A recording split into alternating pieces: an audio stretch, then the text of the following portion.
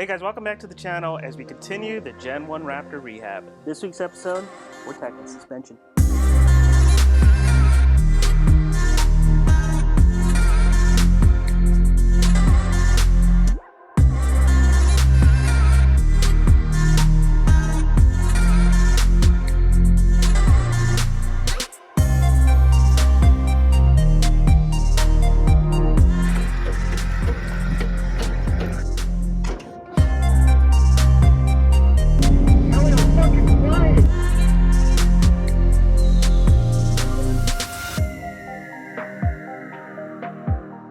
Hey guys, hello, we keep it dirty off-road. Welcome back to the channel as we continue the rehab on our 2014 Raptor. For those of you that are new, this is a 2014 Raptor we found in Ohio and drove it back to California. We've already showed you guys everything that's wrong with it. Nasty, backwards, wrong strike plate. Look at all that's broken, missing. Needs bed support, glued it on. Air filter. That's actually normal. We changed out all the oils. Got a lot of it. God damn it, I made a mess. Started doing some interior mods. Damn it, I got it for the fries. Started doing some exterior mods. And in the last episode, we started tackling rust.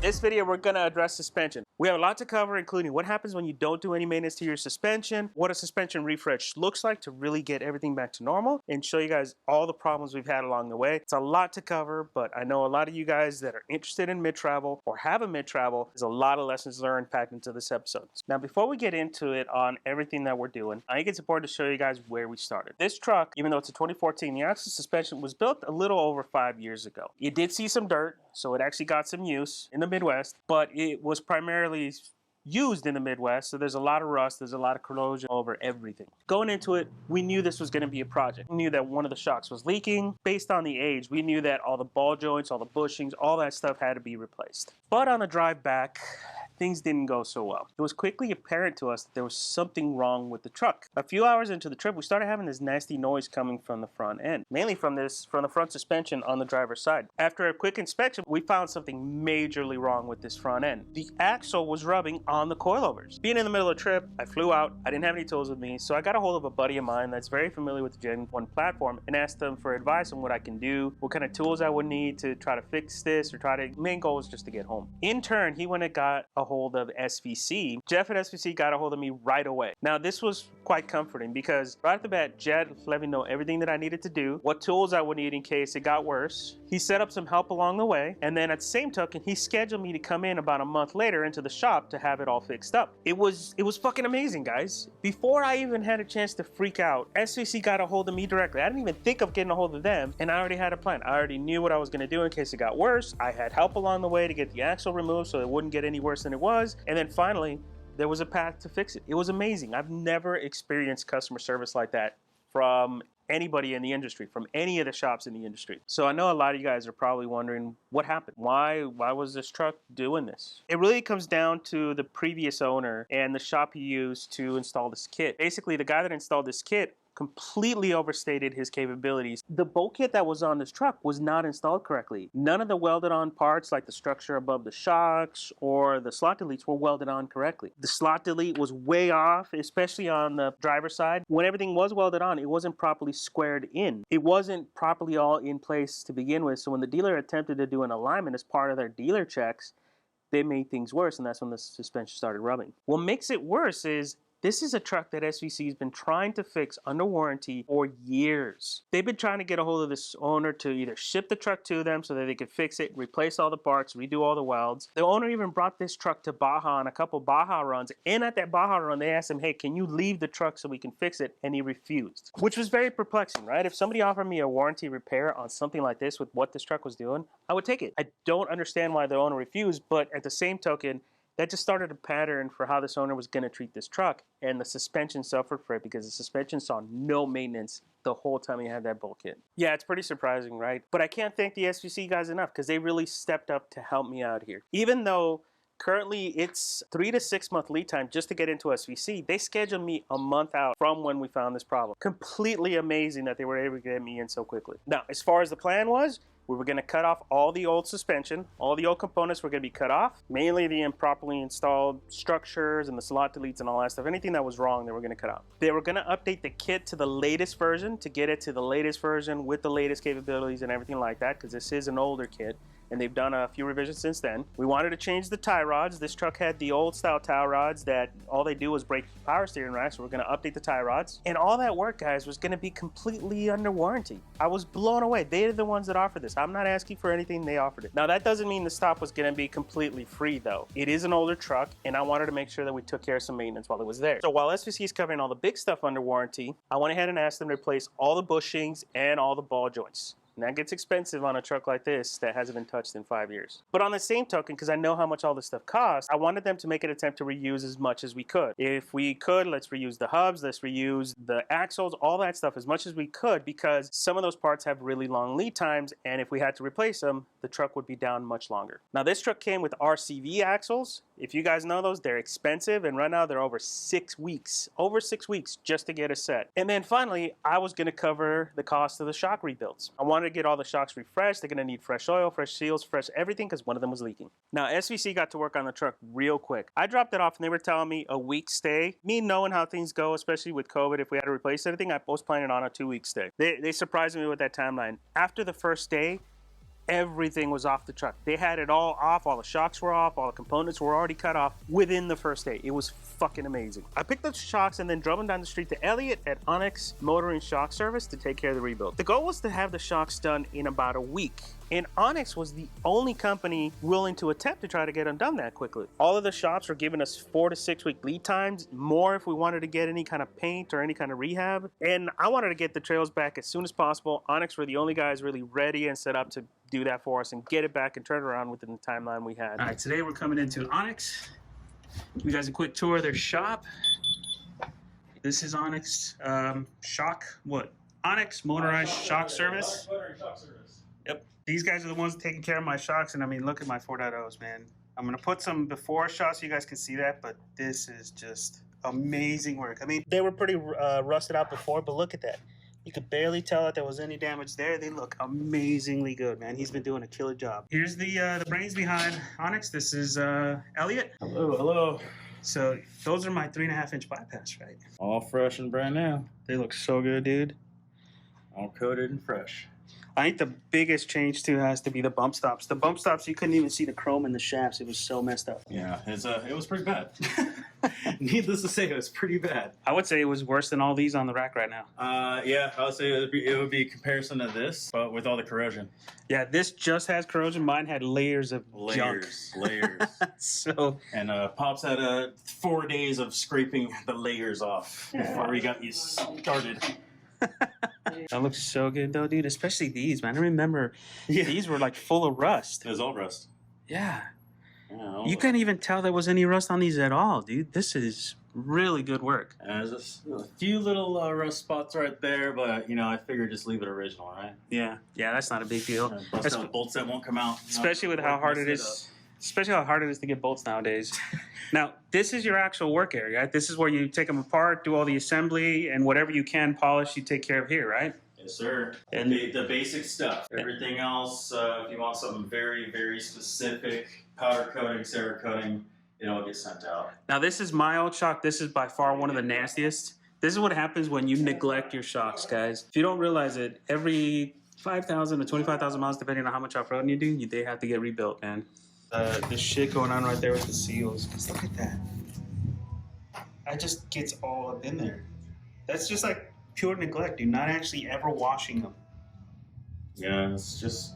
Look at that. That's the hard part about not rebuilding shocks, and a lot of people don't understand is you constantly have to take care of them. You know, you're going to spend upwards of $10,000 to $15,000 on your shock absorbers. So why would you not take care of them? It's the most expensive part on your car. I've always heard rule of thumb is about every 5,000 to 25,000 miles, depending on what you're doing, you need to do a rebuild on race type shocks. Absolutely. So for me, we have a set of race shocks that did one race. I didn't like the way the truck was performing on the videos. I'm like, bring them in. So I think the difference that I want to highlight with you guys and what happened with me is You are by far the quickest turnaround, right? You were able to get my shocks turned around in about a week. Everybody else was quoting me 3 to 4 weeks, Yeah, right? about a week, 7 days, give or take. Okay. So, and that's full 8 shocks, which would include your bump stops. yeah, which is totally amazing. And that's also with getting shocks dropped off about every 30 minutes and still doing same-day turnaround on everything. So. Yeah.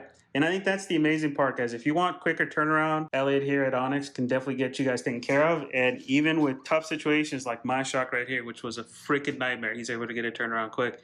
Now, can we talk really quick about your experience too? Where did you learn how to do all this stuff, man? King Shocks luckily hired me, and God knows whatever 2000 year that was. I learned a lot. I had some really good mentors there, and I really wanted to learn. Got a very good opportunity to move on, and I've just been chasing it ever since, and been lucky to be in the off-road industry for the past 20 years. Nice. So that makes sense. So I noticed on your cart, you do Kings, you do Fox, you do Bilsteins, you do them all, right? Walker Evans, Dirt Logics, Fab Tech, Procoms, Locked, some Elkas down here. You ever mess with Icons? Icons all the time. I've heard those are kind of funky when it comes to their valving and all that stuff. Icons are extremely funky. Elkas are really weird with all their internals. Bilsteins are probably the most intricate internals. Have you messed with any of the TRX shocks yet? No.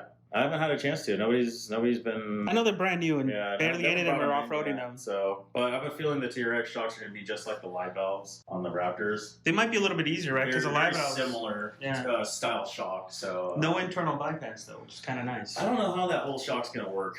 To tell you the truth, I heard there's some interesting things on the inside of that thing. So, but I won't be seeing those for quite a while. Yeah, a couple of years at least. Well, we are expanding to car stuff too. We're going to start doing the Lamborghini Gallardo, Huracan shocks, and the Audi R8 shocks. Apparently, they have an extremely bad issue with leaking, and they're about, from what I've been told, anywhere from $7,000 to $15,000 to replace, and that's with aftermarket shocks. Are they serviceable though? I don't know. So we're going to start playing with them. Yeah, we're going to start finding out. We've got a really good shop here in Orange County that has a lot of them. And so we're going to get boxes full of them and see what we can do. We can start rebuilding them, then that's the next step. So if you guys are in the market to get your shocks rebuilt, make sure you get a hold of Elliot here. I talked to all the shops here in SoCal. They're all really good, but they all had ridiculous lead times. And they're all priced about the same. Elliot's prices are very reasonable, get much quicker service, and he's just easier to get a hold of. I've been able to, he's been sending me updates the whole time that they've been here. And in less than, I think we're at what? Today is the 7th day, so right? Technically you dropped them off a day early. So today would be the day you would have picked up. Yeah. So everything's on time. 5 days of, Monday through Friday, and then a couple of weekends days just to make sure that we're trying to stay on track. And he's going to be on track. That's the last shock. It just needs to be put back together, and it's on to be all set. Yeah. Luckily, we're on track for this afternoon. You'll have that done by 5 and back to SVC, and you'll be driving your truck around this afternoon. Yeah, that's the hope. So, well, thanks again for your help, man. No, thank you. And thanks we'll be back. We'll be back here in about a year when we need another rebuild. Yeah, definitely. Don't forget to do your shock rebuilds, guys. We're freshening those things up. Yep. I was very happy with the way the shocks came out. Don't skip on suspension maintenance, guys. Don't do it. A lot of you mid-travel guys like to skip it. Don't. Now back to SVC and the progress going on there.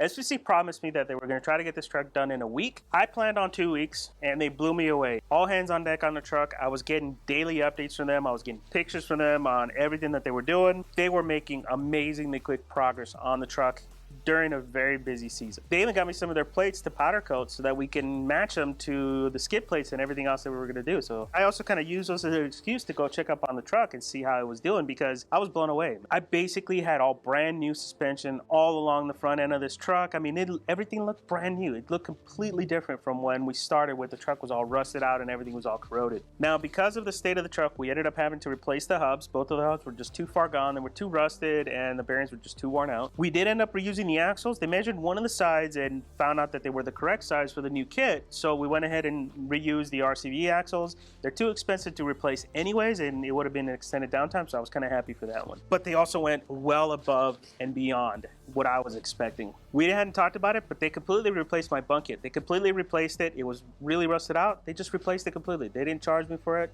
They replaced it under warranty. It was amazing. We had talked about them helping me do the painted surfaces around the suspension. Not only did they treat all the painted surfaces around the suspension, which they did a great job with it and give it, a nice coat of steel it, they also treated the axle. The whole rear axle was repainted black with steel it. And I can't say this enough, guys. It was fucking amazing, the level of customer service we got from SVC. And we even got to look at our old kit while we were there, and it was in really rough shape. I mean, the amount of rust and all that stuff on it, and I was glad to see that kit go away, and I was so happy for SVC to, under warranty, have such amazing customer service and hook us up with their latest kit. About a week after dropping her off, we got the call that the truck was almost ready. They said it would come down to the wire, but they were going to get it done in a week, so just go ahead and come out and pick it up. Now, I got there close to their closing time on, I think it was a Thursday, and it was all hands on deck finishing up the front end. The back end was already done, but they were just finishing up the front end, getting all the shocks mounted. They had just gotten all the extra shocks the day before, so they were still kind of making sure they button all that up. Everything looked so good, man. I mean, I basically had all brand new suspension on this thing. I couldn't believe it. I went from an ultimate high of buying this truck to an ultimate low and figuring out the suspension was just junk to a high again, right? Thanks to these guys.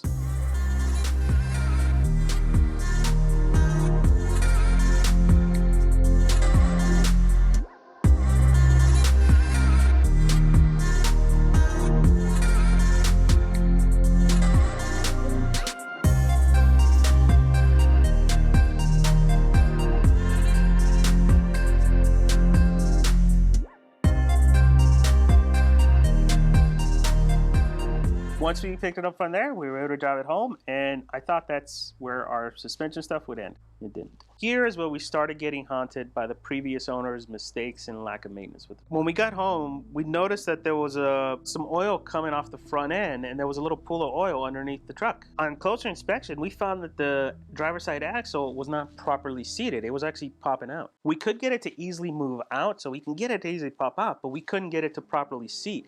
At least not with the suspension all built in place.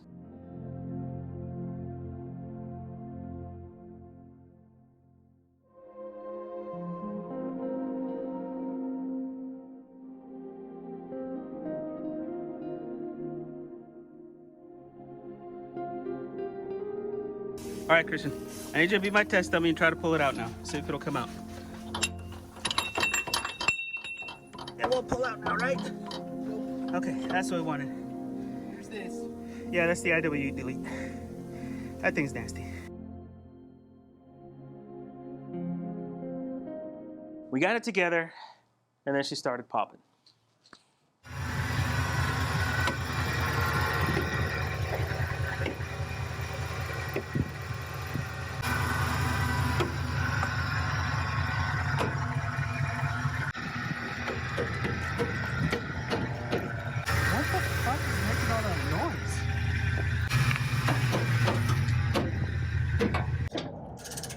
Okay, make sure you stop right. It got hard? Yep. Okay, let's go. Sounds like it's in here. Yeah, it's like, it's not, I don't think it's in the spindle. I think it's something in here. I think it's this.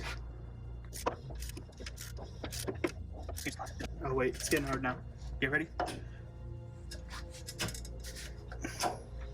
Yep.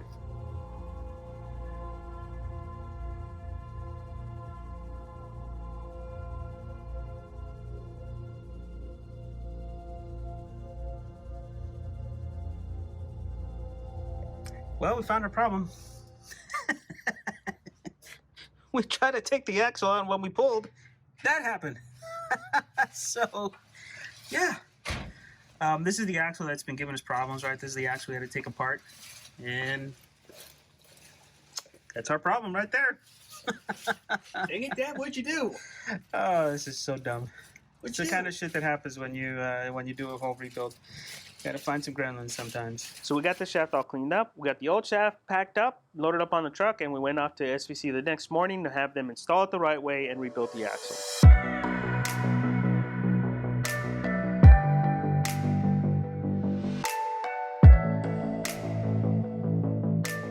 Once again, they were really awesome, and they rebuilt the axle right away and got it installed quick. But once we did the test drive, the axle popped off right away. I mean, it was almost instantly. As soon as we turned the wheel, as soon as we drove it, it just popped off right away. Remember how I told you guys the previous kit was installed wrong?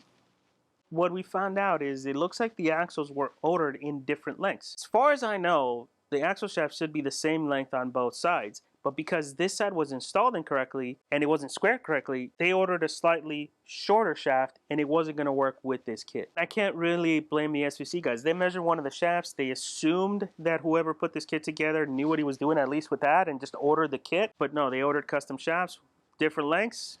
Can't fault them for that, guys. It's not their fault that it didn't work. Unfortunately, RCV axles are very expensive. You're talking close to $3,000 for a set. Right now, it's a very long lead time to get them, minimum 6 weeks or more. It could be months. And then on top of that, they're not local, so it's not going to be a quick turnaround. We're looking at extended downtime this trip, and anytime those axles need maintenance, we're going to look at extended downtime. So, and I think here's where SVC came in to the rescue again. They gave me a really good option, once again showing their great customer service. We would rebuild a set of stock axles with SVC's extended shafts and run those temporarily so that I can still run the trails while we get the old axles rebuilt. The drawback though with this is that stock axles with the extended shafts aren't as strong as the RCV axles. There's plenty of cases out there where guys are running four-wheel drive and they take a jump in the dunes and they destroy a stock axle because while they are strong, they're not that strong and they can grenade themselves. But then a thought occurred to me. The extended stock axles are actually really easy to service. They're really cheap to replace. SVC can turn them in a few hours. They can actually take any stock axle and turn them in a few hours. And for the most part, they have all the parts in-house. So if I ever have an issue with them, it's a 1 or 2 day downtime waiting to get them replaced. So it has the ability to reduce my cost and my downtime. So we took their option and I went ahead and purchased the extended axles from SVC and they took care of all the labor and gave me the stock ends for free. And once again, guys, it's just showing how great their customer service was. And not going with stock axles, I have a lower cost solution that's going to be easy to maintenance. It's not going to break the bank and it's going to reduce my downtime, which was very key for this thing. Unfortunately, this wasn't the end of our problems. This was just the beginning. So we just got back from talking to FCC and picking up some new fender liners, and I noticed this on the ground. Some leaking marks. Yep. Front bypass is leaking on the driver's side. The rear bypass is leaking. We don't know why. But something else interesting. Front axle decided to throw oil everywhere. I don't know why. We gotta figure that out. It's coming off of the bypass to this right here. It's pretty loose. You can do it by hand, which you're not supposed to. The top line of that front shock actually came loose during the installation. This is something that can happen to just about anybody. In the rush, unfortunately, this is something that SVC missed. Again, I'm not faulting them, guys. They had all hands on deck. They were trying to get this truck done as quick as possible because they had a load of builds just stacking up. I think the boot gave way or something. I don't know what the fuck this is. Does the boot look torn on your side, Ethan? What the hell's the boot? Yes. Keep going. See how it pops out. There we go. We got it fixed now. We got a proper hose clamp on it. Hopefully this one will go. The other one just let go like it was nothing. Turns out we just got a bad clamp. It failed right before we got home, so the mess wasn't too bad. We already had a clamp at home, so that was an easy fix. We just put the new clamp on there, and she was good. She's been good ever since. We actually taken her on trails a few times, and she's good. And while we were here, because of all the oil we lost, we went ahead and topped off the differential because she was at least a quart low.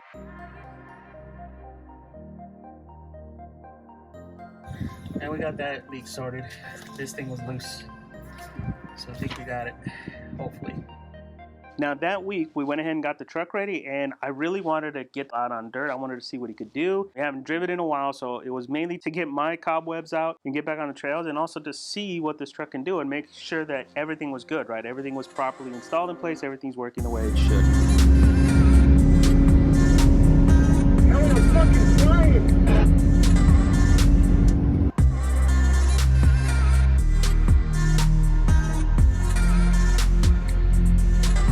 Unfortunately though, when we got back, all 4 of our bypass shocks were leaking, with the rear shocks being the worst. We had to take all of the bypass shocks off, load them up on the car, and take them over to Onyx to have them take a look to see what's going on. Again, guys, you can't fault Elliot at Onyx for this. These are old shocks.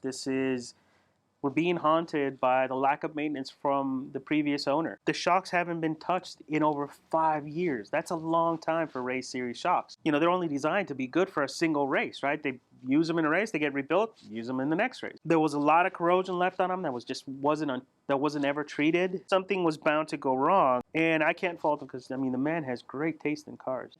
He has a really cool Beamer. We ended up having a combination of bad seals and bad shafts. Elliot went ahead and upgraded all the seals to much higher quality seals this time around so that we wouldn't have leaks. I made sure I covered his cost because he was bending over backwards for me. He jumped me to the front of the line and took care of my shocks right away. But in that process, we discovered that the two of the shafts were bent, both on the same side. And it was a very slight bend on both of them, guys. I mean, you really had to really be looking for something wrong very, very carefully and know that there's something wrong to really spot it because it was so subtle. And it probably happened from all the jumping this truck has seen. A lot of the Midwest guys tend to do a lot of dune running, and dune running means jumping a lot too. So I'm thinking that's kind of where it happened. You may have sent it a little too hard and bent the shocks on one side. Unfortunately though, Fox lead time right now are awful. Can't really get a hold of them. Will call takes just 48 hours just for them to tell you that if they have a part. They're focusing on other stuff, so lead time can be 3 weeks. It can be 6 months. So now we were looking at an extended stay.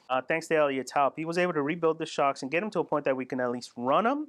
We can at least go off-road. You know, he cautioned us not to go so hard, so no jumping, but we can definitely still use the truck, take it easy, and not lose any downtime. And just keep an eye on the oil level and check the nitrogen level periodically to make sure that the oil level and the nitrogen level isn't dropping too low, because the amount of oil we're losing was very small at the time. For you guys that don't know, that have never dealt with a bolt kit before, in order to install these bypass shocks, you have to drain the nitrogen out of them completely, install them, and then extend the suspension all the way before you refill them with nitrogen. Fronts themselves were easy enough. We were able to jack up one side at a time, get it at full droop, and get them recharged, and that was relatively straightforward. We did have to buy a new tank and all that stuff, so that was pretty expensive, but it's money well spent because it's something we're going to be doing regularly. So we have our own nitrogen supply, our own gauges and everything, so we can do this kind of maintenance. Rears, on the other hand, we didn't have enough jack. Andy got real sketchy with the block of wood.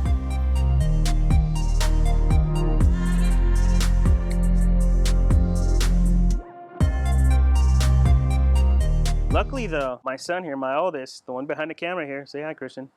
Hi. He actually came up with a pretty brilliant solution so that we can extend the axle all the way and not be so sketchy. Basically what we did is we backed up the truck to a curb, used the curb to get that extra height we needed, used the mallet to walk the jack along the way because we didn't want it to be so sketchy. We wanted to have full support. And then we stopped lifting right at the point that the tires started lifting off the weight a little bit. So the goal here was to try to keep as much weight as possible still on the tire so that it wasn't so sketchy for us. And it made the refill so much easier. So he had a really great idea. So if you guys ever have to do this, don't worry so much about the block of wood. Use the curb. The curb helps.